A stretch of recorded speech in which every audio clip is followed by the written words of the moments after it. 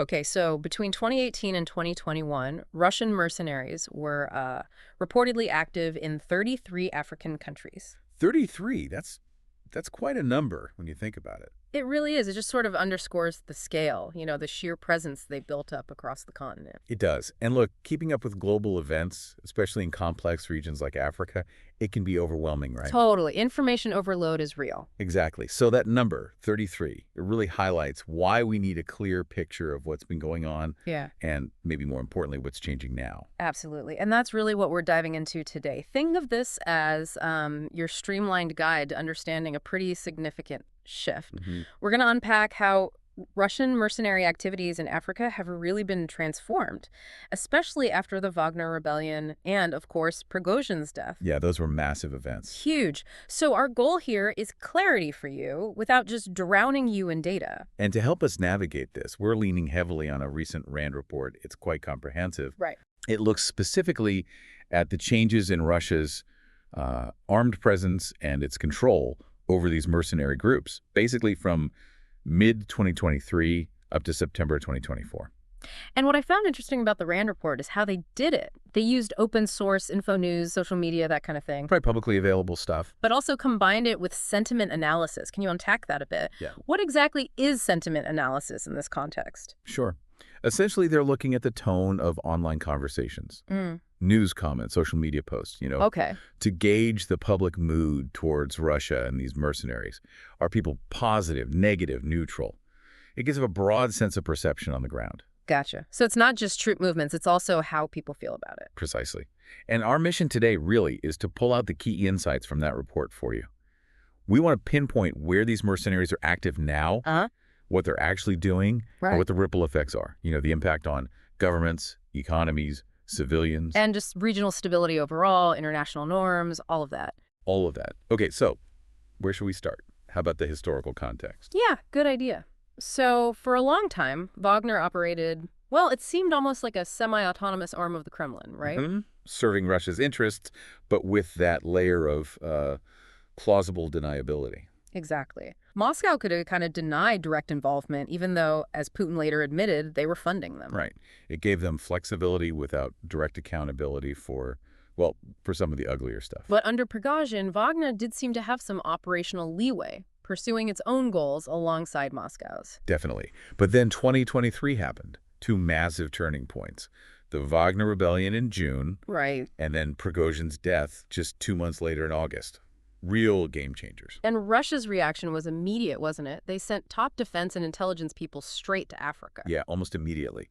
The message was pretty clear. Don't worry, operations continue, but now under our direct command. It really showed how important those African partnerships were and are to Moscow. Absolutely. And that's when we start seeing the emergence of the Africa Corps, this new brand, this new entity. Okay, Africa Corps. Yeah, operating directly into the GRU, Russia's military intelligence.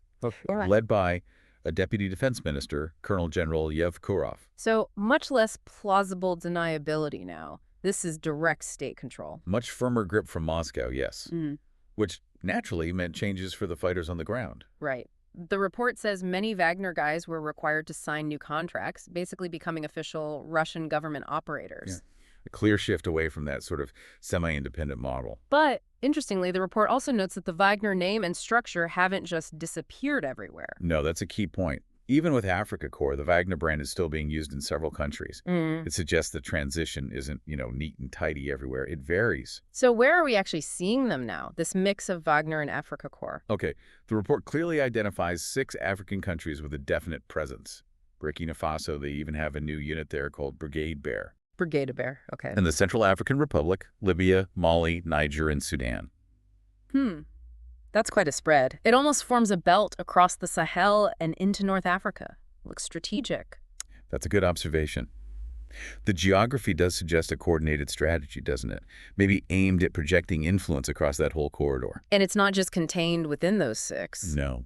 The report mentions spillover operations, too, into Chad and Mauritania, basically coming from the forces based in CIRR and Mali next door. Right, so the instability can cross borders easily. It underscores that these activities aren't just isolated national issues. Now, Libya seems particularly important for Moscow. Yeah, the report mentions oil, strategic location. It sounds like the transition to Africa Corps was maybe smoother there, even more personnel. It seems so. Libya's oil is obviously key, but also its location gateway to North Africa, the Med, deeper into the Sahel. Makes sense. The report mentions potentially 1,800 additional personnel arriving around April 2024. So yeah, they seem to be doubling down there. What about the Central African Republic, CAR? That sounds a bit different, maybe more ad hoc. Yeah, a bit messier perhaps. Yeah. As of early 2024, Wagner forces there apparently hadn't been required to sign new contracts yet. Oh, interesting. Moscow has replaced some top leaders, but it suggests maybe a slower shift, possibly because Wagner was already so deeply embedded there. Right. And then Mali, they're dealing with a really tough security situation. Extremely tough. And it seems they're kind of straddling, using the Wagner brand, but also moving fighters onto Russian government contracts. Exactly. Keeping the Wagner name might leverage existing relationships, maybe offer some insulation for Moscow, given how bad things are. And they're still involved in operations with the Malian army, FAMA. Oh, yeah. They call them stabilization operations. There was that big battle near the Algerian border, Kinzawat, July 2024. Significant casualties on both Malian and Wagner sides. And what kind of activities are they doing generally? The report breaks it down, right? It's more than just fighting. Absolutely. 4 main things. Joining host forces on ops, acting as bodyguards for political elites. Regime protection, basically.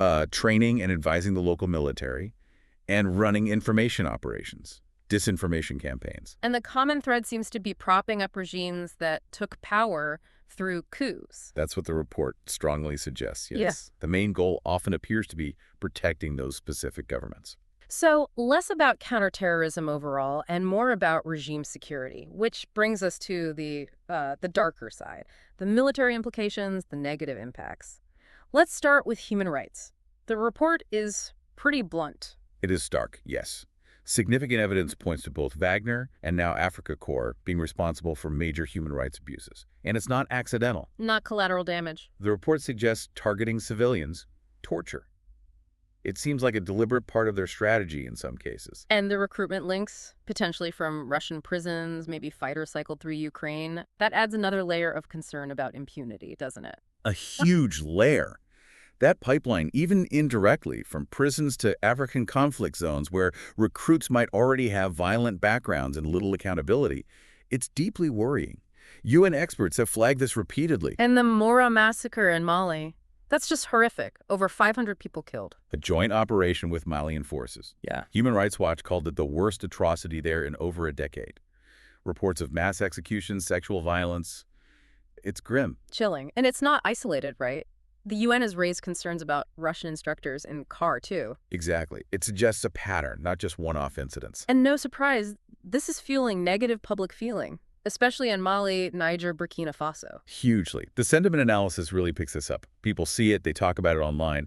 In Mali, you see Wagner being called a terrorist group by locals after these atrocities surface. That negative feeling spills over borders, too. Yeah, into Niger, Nigeria. Yeah. People are aware and deeply concerned about the human rights cost. And what's the response from Wagner or Africa Corps? Just deny and deflect? Pretty much. The report mentions attempts to blame others, like blaming departing French forces for mass graves that Wagner itself was allegedly linked to in Mali. Wow. That's cynical. It erodes any trust and highlights the lack of accountability. Now, beyond the abuses, there's the question of effectiveness. Are they actually solving the security problems? Right, because they push this narrative, especially to UNIT governments, that they're the solution, often using anti-Western disinformation. Niger's coup is an example. Yes, stirring up anti-French sentiment, then stepping in saying we can provide the security France couldn't. Groups like the Africa Initiative amplify this message. But does the reality match the propaganda, the report suggests? Not really? Not at all, actually. Security seems to be getting worse in the countries where they operate. Record high fatalities in Mali, Niger, Burkina Faso. Worse, even with mercenaries supposedly helping. Yes. Despite some claims of taking back territory, the overall violence is up. That jihadist attack in Bamako, Mali's capital, first time in 9 years. That happened after Wagner was well established. So JNIM, ISSP, these groups are still highly active. Absolutely. The mercenaries haven't neutralized them. And here's a really stark projection from the report. Okay. Civilian deaths caused by Malian forces and Russian mercenaries in Mali might actually exceed deaths caused by the militant groups themselves in 2024. Wait, the security forces are potentially killing more civilians than the terrorists. That's what the data suggests is possible. And these brutal tactics, they can backfire. They can actually fuel terrorist recruitment by creating more grievances. A vicious cycle. Exactly. And people notice this lack of effectiveness. You see it in the sentiment data, Malians criticizing Wagner for not making them safer. It undermines the whole reason they're there. Which leads to another point the report makes. Instability and unreliability. Is it possible they benefit from some level of insecurity? It's a cynical view, but the report floats it. If things are never fully stable, you remain indispensable, right? It's a potential business model. And you see public opinion reflecting that skepticism, like in Nigeria, questioning if Russia is really a valuable partner. Yes. And their tendency to back coups to get friendly regimes in power also adds to instability. They create the conditions for their own employment, in a way. The report mentions the balance of fear shifting and Mali civilians becoming more scared of the mercenaries. Yes. Even reports of Malian soldiers preferring a more professional partner. That says a lot. And Russia itself. How reliable are they, especially with the war in Ukraine draining resources? That Bear Brigade withdrawal from Burkina Faso. A perfect example. They show up, then suddenly leave after just 2 months to go fight in Ukraine. Leaving Burkina Faso in the lurch. Exactly. It shows African partners that they might not be the priority when push comes to shove for Moscow. It creates doubt about long-term commitment. And it's not just boots on the ground. Russian weapons are also proving disappointing. Yeah, multiple issues reported. Ukraine gets priority for the good stuff. Sanctions hit production. Quality control seems iffy. Deliveries are delayed. No spare parts. Which countries have complained? The report mentions Benin, DRC, Algeria, Cameroon, Ghana, and then there are the crashes. Russian military aircraft helicopters, jets going down due to technical problems in Algeria, Libya, Mali, Niger, Uganda. There's that quote from a Ugandan official calling a Russian helicopter garbage. Ouch. Not exactly confidence-inspiring. Not at all. It paints a picture of an unreliable supplier across the board. And this instability, it doesn't stay contained, does it? It spills over borders. Definitely. Operations in Mali push refugees into Mauritania. Mauritanian citizens get harmed by Malian forces and Wagner operating near the border. That Mauritania incident in April 2024 caused a strong reaction, didn't it? Oh, yes. An incursion by Fama and Wagner into Mauritanian territory. Alleged abuses.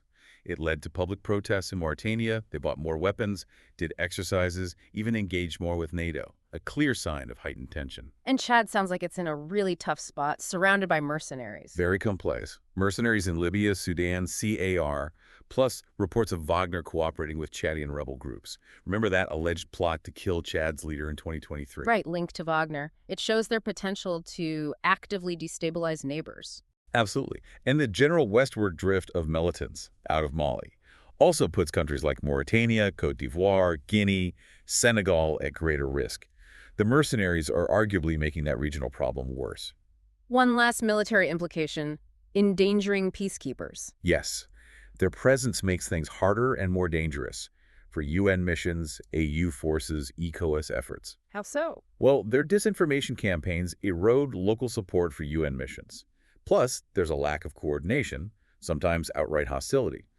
Wagner doesn't always respect UN movements or personnel. Making it riskier for blue helmets. Definitely. Several European countries pulled their troops out of the UN mission in Mali because of Wagner's presence and the risks involved. And they weaken regional bodies like ECOWAS, too. By propping up juntas that defy ECOWAS sanctions and mediation, yes. It undermines regional efforts to uphold democracy and manage crises. Okay, so the military picture is bleak. Abuses, ineffectiveness, instability. What about the economic side? That's also huge, right? Huge. It's not just about fighting. It's very much about money and resources. Mining, smuggling, local businesses, even trafficking. And this funds Russia's war effort and helps dodge sanctions. That's the assessment. They use front companies, often linked back to Prigozhin's network, to manage these businesses and move the money. Like those companies sanctioned by the U.S. in CRR and Sudan Low Bay Invest, Marigold, involved in gold, diamonds, timber. Exactly those. And the way they take over these resources often involves more human rights abuses, torture, murder, theft reported around mining sites in CRR and Sudan.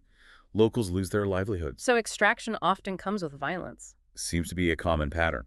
And the gold smuggling from Sudan, for instance, just bleeds the state of revenue it desperately needs. While in Mali, they profit directly from mining and take a cut from existing mines.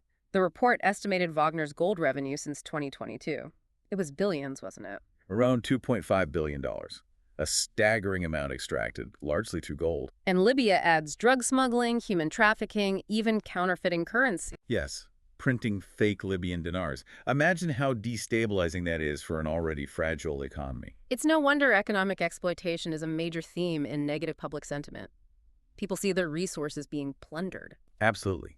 Accusations of theft, paying for security they don't get, this idea of state capture, where mercenaries embed themselves in economic institutions, it fuels resentment. And globally, this fits Russia's goal of limiting Western access to strategic resources, like uranium in Niger. That's a prime example. Pushing out the French, potentially gaining control of strategic uranium mines, it serves multiple Russian objectives. And for landlocked countries, Burkina, CIR, Mali, Niger, they need sophisticated smuggling networks, right? Moving gold diamonds out. Yes, intricate networks. Gold flowing between CIR and Sudan, minerals flowing out to Russia, the UAE, Syria.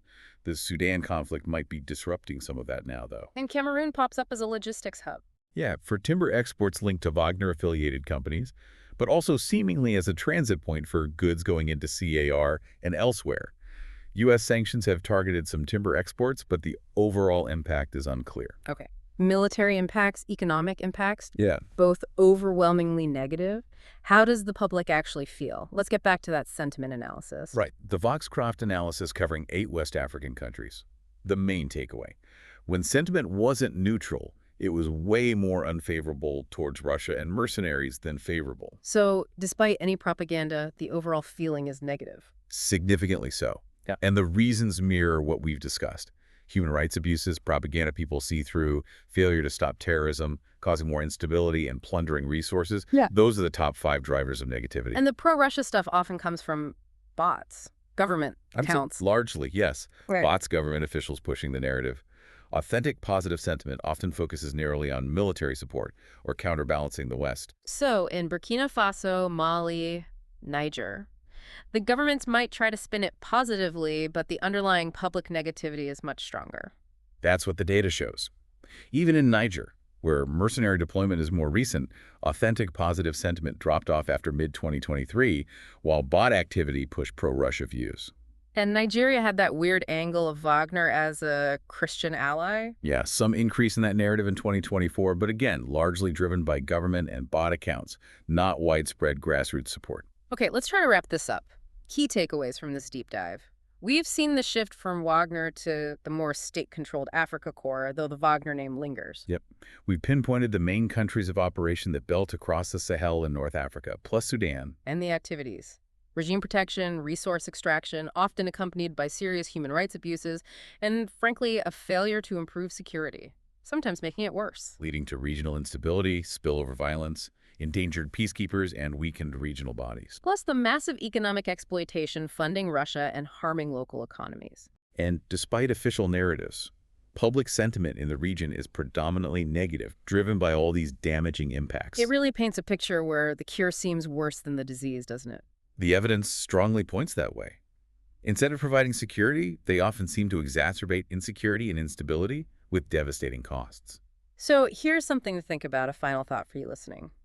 If the groups hired for security are actually making things less secure, and if their economic activities are mainly about extracting wealth for outsiders, what does that really tell us about the true motives here and about the long-term sovereignty of these African nations? Is that short-term fix of regime protection worth the long-term price of instability, exploitation, and potentially diminished sovereignty? It's a heavy question. What's the real trade-off being made? Definitely something that requires ongoing scrutiny. It challenges the simple narratives and forces a harder look at the long-term consequences for Africa. We really encourage you to keep digging into this. Look into the specific countries, follow the reporting from NGOs and news outlets covering the region. Yeah, this deep dive is really just scratching the surface of a complex, dynamic, and incredibly important situation.